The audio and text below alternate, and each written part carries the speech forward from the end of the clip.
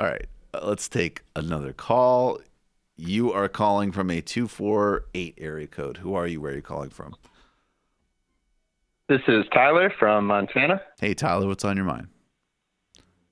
Hey, I had some good news and then a question. Cool. Good news is I just mailed in my absentee ballot for Bernie in Michigan.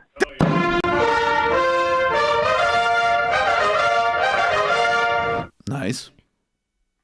Thank you. Question, not in the same good spirits. I'm registered in Michigan. My question was, if Bloomberg gets the nomination, should I vote for him in the general? And why? Honestly, don't go there yet. But right. I will be Personally, really... I'm not in New York. 100% not going to vote for him in the general. In New York, I'm not voting for anybody besides Bernie in the general. But I would honestly say that Mike Bloomberg represents something really different than even any number of horrible, despicable Pete Buttigieg, Hillary Clinton, Joe Biden candidates. It's something different. And if Mike Bloomberg is able to buy his way through the process, we're in a formal transition to plutocracy. And so my content and my thinking, I don't know where that will go. And I will tell you, though, that it's going to go way beyond some kind of, it's not the old Bernie or bust. How do you feel? It is a very different kind of conversation. So I don't know the answer to that. I will say, I'm not going to discourage anybody from saying that they want Trump out and they will vote that way. I'm never going to discourage that. But Donald Trump and Mike Bloomberg is like Singapore versus like Likud. And that means that our options and our viability is very limited. And Mike Bloomberg will absolutely be, in many respects, literally a much more efficient authoritarian leader. Alex Breen has a new article on his authoritarianism. And Ryan Cooper just tweeted this. It's a quote retweet of Blake Zeff, who originally said, "The degree to which Michael Bloomberg is using his fortune to fundamentally alter and manipulate U.S. politics to his personal advantage extends way beyond ads." And then Ryan Cooper says, "Mike Bloomberg has created an enormously effective empire of bribery that has corrupted both parties." Yeah, and that's how I feel too. And I think the idea, like, when you have to start doing the calculus, like, who's the worst authoritarian? Donald Trump with a split Congress where there's like resistance Democrats, or Mike Bloomberg where he has a Republican-controlled Congress, but like Democrats are on his side. Like, I just think, like you said, like, we're so far into authoritarianism that we're not in a voting. We're not in a harm minimization thing anymore. No. And I'm not talking about getting some fantasy about, like, I'm just saying genuinely I don't know. Like, the content that I do and what I will talk about and what I will try to foreground, I don't know yet, but it's going to require a fundamental rethink. And I honestly would say, in such a catastrophic scenario, the conversation about how you're voting is not even, that's thousands. Rearranging deck chairs on the Titanic. Yeah, so whatever. Do whatever. It's time to resort to some extra electoral tactics if it's Bloomberg versus We Trump. need to start looking like France immediately. And I think that would, hopefully, silver linings, radicalize more people to get on board. I don't want that scenario to happen. I haven't seen a lot of evidence yet that Bloomberg would be net substantially better than Trump. I can't say that I would vote for Bloomberg. I would vote for any actual Democrat against Trump for whatever that may do. I would only volunteer for Bernie. That's where I'm at. Yeah, I think I told myself at the beginning I'd vote for Biden. I'd vote for Twerp Pete, even though I hate him. I'll vote for anyone else. But Matt Karp just made this. Matt Karp just made this point to me on TMBS we just recorded, that it's, again, take Hillary Clinton, who, again, you can't get worse than her, or Joe Biden.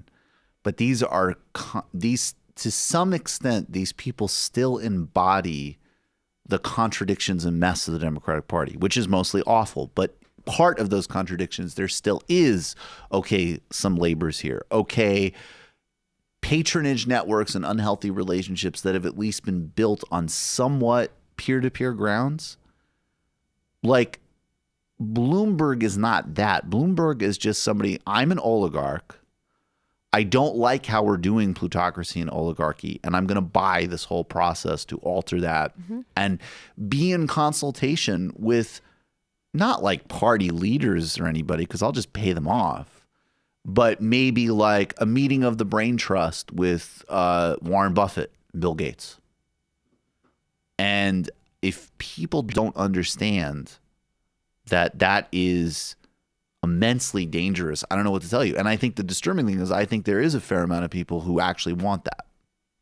Yeah. But we're going to need to, have that conflict. Well, thanks for the call. A lot of people who would support, say, maybe never Trumpers, maybe centrist Democrats who would like somebody who has, the same violent, racist, horrible policies, but maybe talks a little bit more nicely.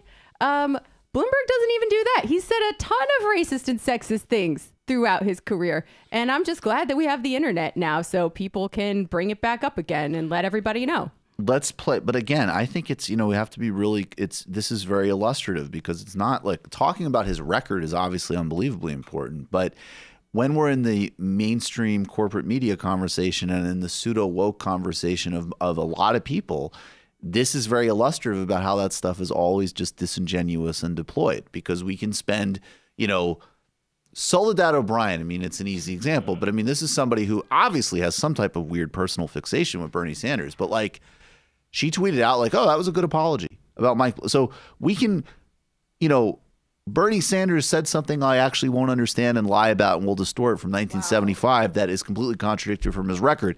That we can talk about. Somebody can just come on and say they just personally don't like him.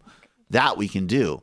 Oh my God. What we cannot do, but what we can also do with Bloomberg is, well, let's just play this. This is Mike Bloomberg getting confronted about the video that Benjamin Dixon revealed. And I want to just friend of the show. Really, really underline that this is actually different than Mike Bloomberg said something privately racist and it's disgusting and we don't like it. Okay, whatever. Right? Just being really blunt. This is somebody saying something racist about a policy that they implemented that terrorized entire populations of New York City. This wasn't, oh, wow, shock of all shocks. A 70-something oligarch white guy has a dumb comment about race at a meeting. Okay? This is, I had a systemically racist policy that terrorized Black and Hispanic men between 15 and 25. I'm praising this policy and saying it should be Xeroxed across the country. And I want to be really clear about this because this is not somebody said something that was bad. Well, a lot of people This is I'm bragging about an almost borderline apartheid style policy and saying it should be implemented. So this is Mike Bloomberg responding to being confronted on that. Mr. Mayor, why did you say what you said in that 2015 speech?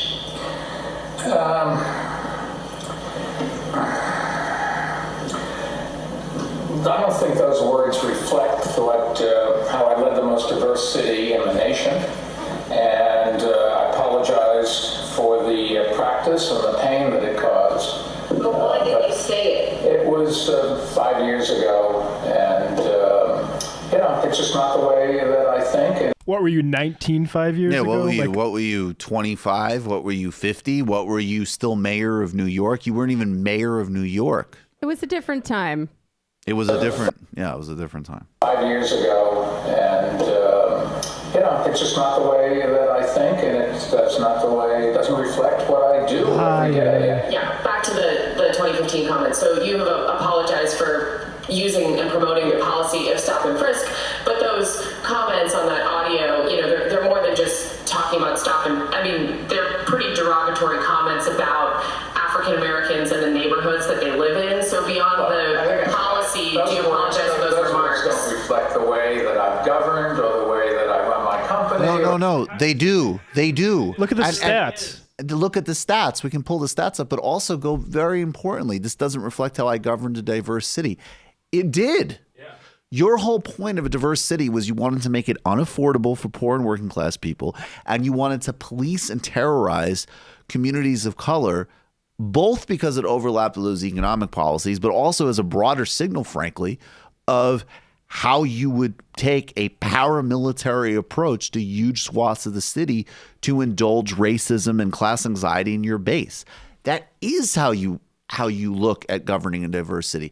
And again, this is going to be very revealing for a lot of people, because I'm sure that Mike Bloomberg promoted executives from diverse backgrounds. And I'm sure that if you sat Mike Bloomberg down, he in himself sees absolutely no difference between being like, Barack Obama was a good president and we needed an African-American leader and we need apartheid law enforcement policies.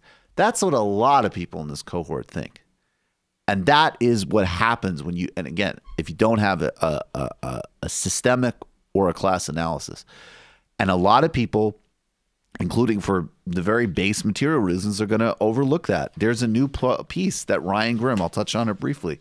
Bloomberg is hiring so many operatives that local state campaigns are starving for help. And he starts by talking about a very inspiring story of a local activist who ran. She got involved in politics after Donald Trump. She ran and she was running in 2018. Leaper threw herself into 2018 midterms helping Democratic state Senate campaign. And it goes on to say that she announced a run for a Connecticut state house seat opened up last November when the Republican incumbent announced she was going to run for a new office. It was the kind of suburban district Democrats have been flipping across the country, and Leaper decided to take a shot at the special election set for January 14th, 2020. She had the backing of the area's former congressman and current senator, Chris Murphy, a team of volunteers out knocking on doors. Her campaign manager had just run a successful re-election campaign for the mayor of Bridgeport. He posted on Facebook in mid-November that Leaper's race had real meaning for him, explaining that his family had lived in that district since 1962, and nowhere is more at home to me than my state in this district. It's personal, he wrote, and that's why I believe Jennifer Leaper has the vision for this place that we both love so much. And within just 3 weeks until the election, however, he was back with a new status update.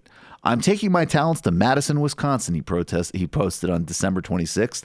He had taken a job with billionaire Mike Bloomberg's newly launched presidential campaign, which is offering lucrative strategies as deputy organizer, it would later emerge. Without a captain in the field, Leaper's campaign flagged. On election day, Leaper lost to her challenger by just 79 votes. Republicans held on to the seat.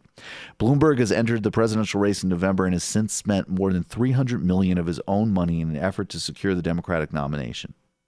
So this already is, even if he loses, the utter gutting of democracy.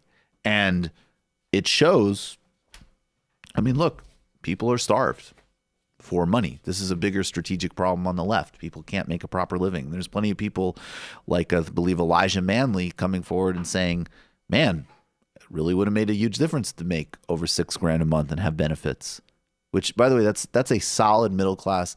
That's what everybody doing this work should get paid for if we had proper organizing that work.